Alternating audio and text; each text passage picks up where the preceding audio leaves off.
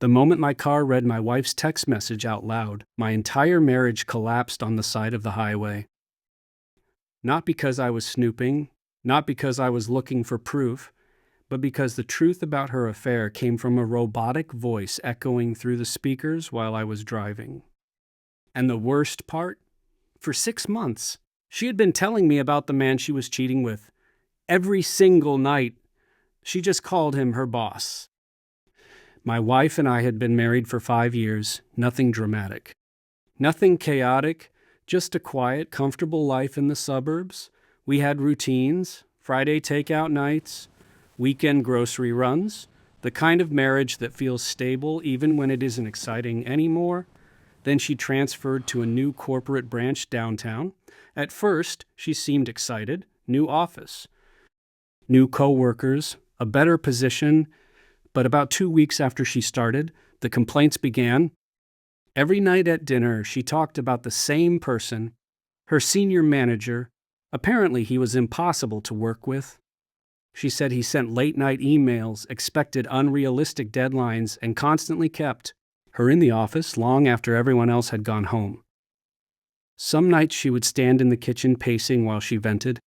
His messages never stopped, she would say, holding up her phone in frustration. Other nights she would drop her bag on the floor and collapse on the couch.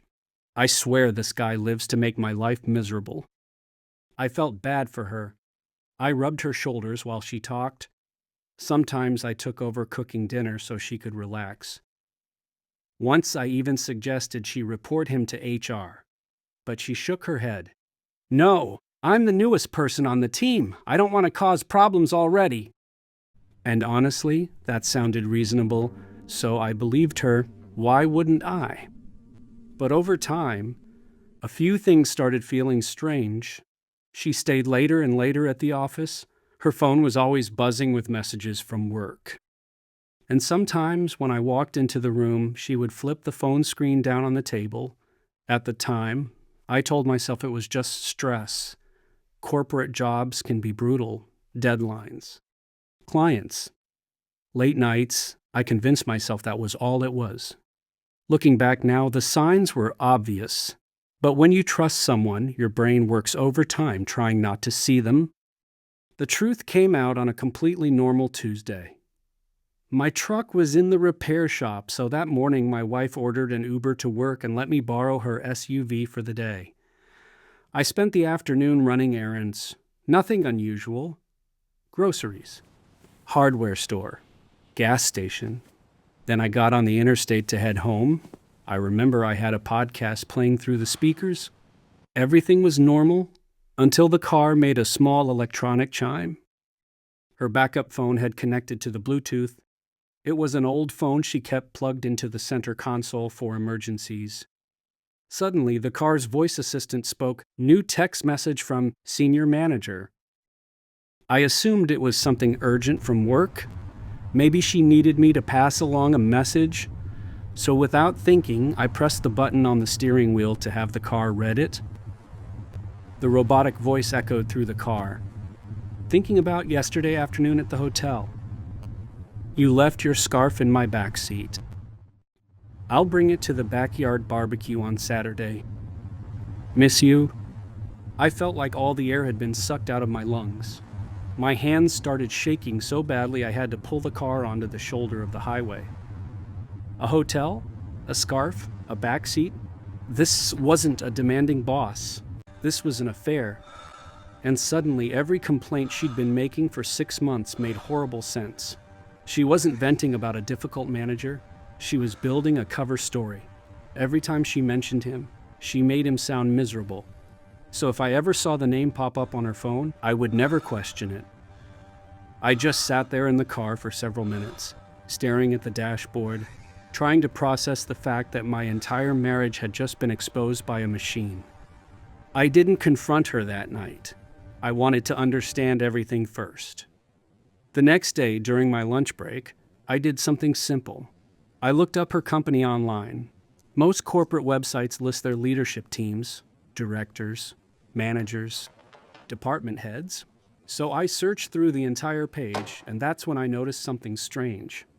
Her department had 3 senior managers. All of them were women, no men, no one who matched the arrogant boss she had been describing for months.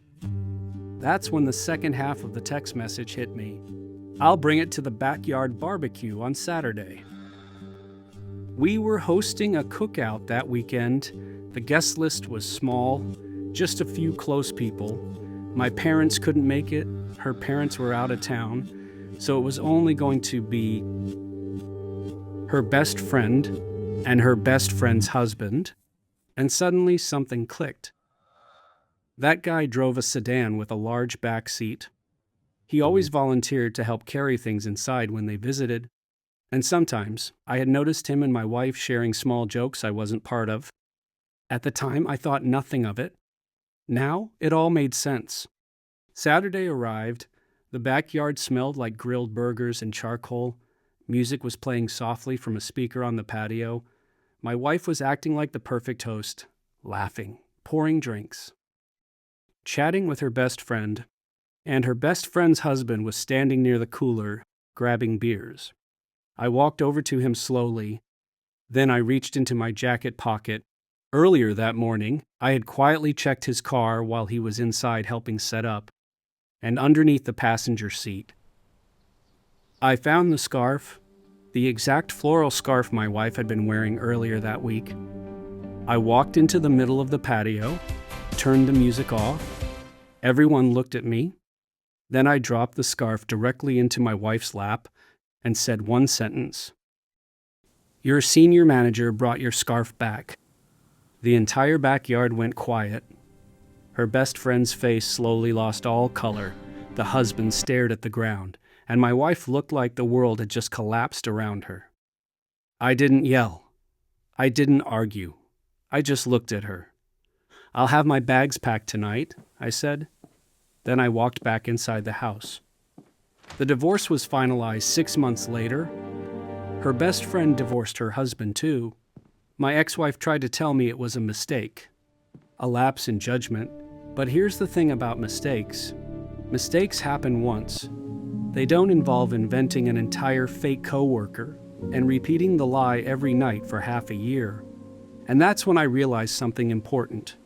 The loudest complaints aren't always about problems. Sometimes they're just the best cover story someone can invent.